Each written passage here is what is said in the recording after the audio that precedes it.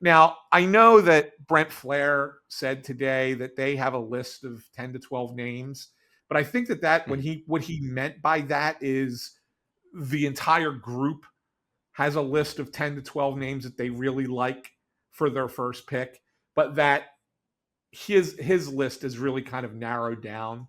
And Danny even said it earlier in the press conference when he said a lot of the other teams are going to kind of dictate the pick for us because what happens in front of them will, they're going to narrow down the Flyers' choices to maybe two or three names that they're going to have to decide between.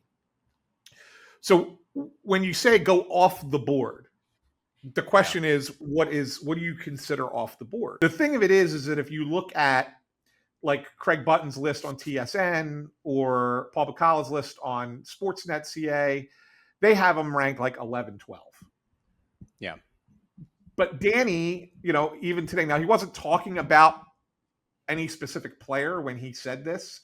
He said, the experts have their rankings and that's all well and good. He said, but I'd much prefer taking scouts who have, watched these guys 100 times over and written up 100 reports on them over a guy who watches a player on tape once or twice and decides that that's how they're going to rank a guy.